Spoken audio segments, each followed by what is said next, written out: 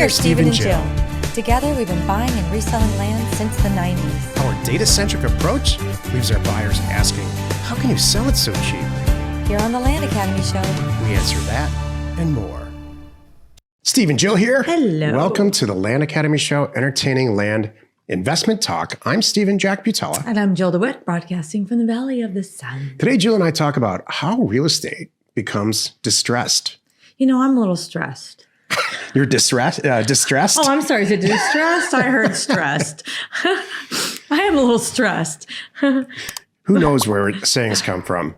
This word distressed is really, it's a popular thing. It's been kind of popular for a while to throw real estate into this category of everything's great over here. Oh no, this is distressed. It's kind of funny. We'll talk about that in a minute. Okay, thank you. You're going to clear it all up for us? Yes, okay, I am. good. And as complicated topics go, this is a zero. Oh, good. This is the least. I don't need to take notes. Nope. Okay. This is the most simple thing you'll ever hear. Okay, thank you. In fact, it's one of the reasons that we buy and sell land Good. instead of apartment buildings. Before we get into it, let's take a question posted by one of our members on the landinvestors.com online community. It's free. Did you know that Jill and I personally instruct a handful of new and existing Land Academy members in a live class called Career Path? If buying and selling land is your career, or you want it to be your career, this might be for you. Call us or email us at support@Land Academy and see what your real level of involvement is in all this, and we'll help you. Can I want to add, too, because by the time this airs, I may still have a few seats. I'm looking at the calendar right now. The class starts April 23rd. So this is Q2 2022. This is Career Path session 4, and it's amazing.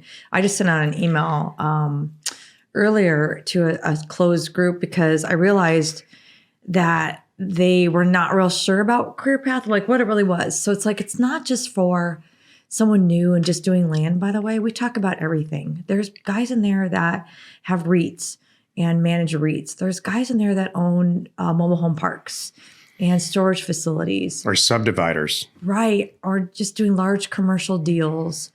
Or, hey, even own house flipping franchises. So this is a professional room where you have the opportunity to, get to know those people. If that's you, this is for you. If that's not you and that you want that to be you, this is for you. Yeah, there's always 4 or 5 or 8 people.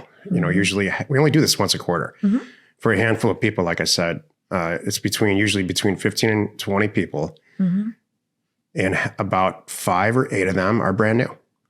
Or we've only done a couple of deals. And so we separate. But they come from other professional experience. Sure. Or they wouldn't be in. Sure. So no offense. It's kind of a screened environment too. We make sure that you're a good fit. Yeah, I mean, it's for people who want this to be their career and you're sure of that. So thank you. Jessica wrote, what kind of value do existing utilities to a mobile home No, you can say, just as crappy as appropriate. Okay, let me back up. What kind of value do existing utilities to a crappy mobile home add to a parcel? Is there a number value you assign to it versus a parcel that has never been built on? Or does it simply make it easier to sell? You want to add? So this is a very, very popular question in Discord. Tons of responses. And by the way, tomorrow I'm going to screen share live. Jill and I are going to screen share live with you. And we're going to walk you through Discord because I'm not sure the whole world knows exactly how cool it is, how we all interact in Land Academy and Discord. This question that I think Jessica asked was warranted probably 10 responses, and they were on both sides. So the first. Well, it happens sometimes. Let me back up. It happens accidentally. We send out all these offers, and the next thing you know, someone calls you and goes, "Hey, by the way, I have a falling down mobile home on it," and you're like, "So that's how this pops up." So my opinion is, and I'm probably 80% of the people responded the way that I would, which is, yeah, I think it does increase the value. I think that if you've got water, see, the deal with old structures is that the utilities have been addressed. So the worst looking mobile home or the oldest 1800s house that's falling down, there's water to it, and they have addressed sanitation in some way, whether it's some version of a septic situation or they're connected to a city sewer. Those are huge. And electricity. Power. In a Yeah. lot of cases, hard copper phone, which is great for DSL and all kinds of other stuff, not just the phone. So when all that's addressed, it does add some value. Do I immediately get on the phone and tell the seller that their property is worth more than I offered? No. How you should treat this is that buy it. Buy it knowing that you can sell it now for probably more than you thought. Right. Or if they come to you and ask for more because of these things, it does warrant further conversation. I will adjust, not retail, but I will adjust if they ask. Put aside doing the deal for a second. Just take your deal maker hat off. The property's worth more. Yeah. It's got improvements to it. There's other stuff true. going on. So you should buy it for a little more and sell it for a little more. Perfect. Now put your deal hat back on and see what you can do. Yeah. Today's topic, how real estate becomes distressed. This is the meat of the show. What is distressed real estate? So in the world of regular investment real estate, there's two components. Number one, am I going to make any money on this? Meaning, let's use the simplest form. I buy a house, I rent it out, and I own it. And so now I'm winning two ways. Number one, I've got this monthly income coming in. Number two, the value of the property, the house, is going up. It becomes distressed. And this is largely a lender opinion or an investor opinion when that cash flow component discontinues. People stop paying the rent, or it's vacant. If it's an apartment building, there's a bunch of vacancies. Or number two, the property is physically in disrepair, or the regular scheduled maintenance has been neglected, slumlord stuff. Those are types of distressed real estate. Well, guess what? And here's my whole point to this. That doesn't happen to land. That's not what we do. We don't buy land to lease it out.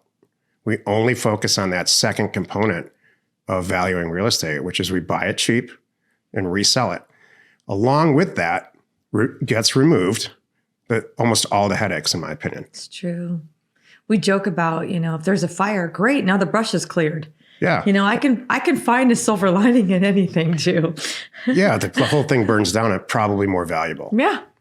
Now it took care of that problem. And so we're all, Land Academy, the members, and Jill and I included, are a bunch of misfits. I get it. I get buying an apartment building on a cap rate, raising everybody's rent or kicking them out, cleaning it all up, and then reselling it on the same cap rate for more because it justifies more. Mm-hmm. I get all that. That's not what we could be in that business doing a show about that. That's not what we want. Well, let me back up too. That's part of Land Academy. Since you brought that up, though, there are people. No matter what your business model is, we can teach you to buy it better. Period. Just had to get that in there. Yeah, I mean, buying cheap real estate, buying an undervalued apartment building, all the same stuff that we do applies to that. That's what we do. We buy cheap real estate. We just happen to love land too, because it's so easy to manage. You don't have to go see it. You can do 50 deals at once. I don't have to work on this stuff or worry about it. I'm always afraid of what's going to happen when I open up the wall. We've done those. And we have, by the way, this is a whole thing too. I'm speaking from stuff I know. It's not like, oh, you've never done that. Yeah, we have. We've flipped houses. We've flipped all kinds of things. It's embarrassing. It's a long list of the different things that we've dipped our toes into. But it always comes back to land. So real estate gets distressed for exactly one reason. The person who owns it is neglecting it. They're not managing the tenant, because this is renting out anything that generates income requires an active participation, whether it's hiring a management company or the landlords. And so, or leasing or all of that, there's nothing passive about it. The word passive is grossly overused next to the word real estate. Passive real estate doesn't exist. It's true. Yeah. So we skip that part.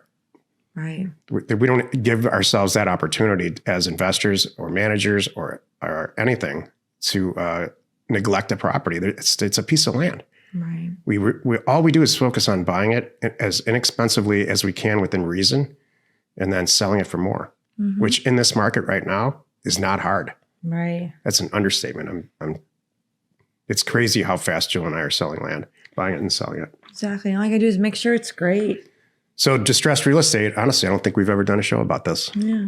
Because we just don't talk about it and don't think about it, but it came up in Discord. Oh, was somebody working on a deal? I don't know. This is just somebody said, I don't know. They said that it was distressed land. There's Oh. just no such thing. Oh, now I get it. My land is distressed. No, it's not. Your land is the way that the world intended it to be before dinosaurs. You might be distressed, not the land. Maybe your process is distressed, or how you're looking at it. I'll tell you how you could have a distressed piece of land is because you paid too much. That would be distressing and stressing. And we don't pay too much. Yeah.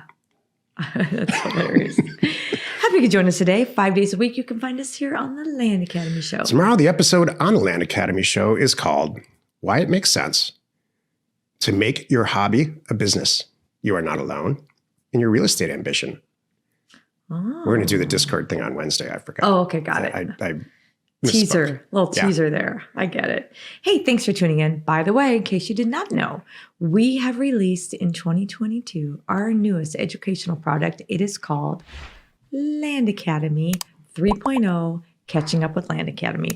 We spent months creating, writing, filming, producing the most up-to-date education program on the market to help you succeed at buying and selling land. It's like 5 hours of how-to videos, and it's always included free to new and existing Land Academy members. So give us a call or send an email to support@landacademy.com to find out more. We're Steve and Jill. Information and inspiration to buy undervalued property. We hope you found our content valuable and we appreciate your support. If you have not already, please check out our channel and hit the subscribe button. And your comments and suggestions help us to create the content you're here for. Hitting the like button helps to support our channel's algorithm and gauge your interest for future shows.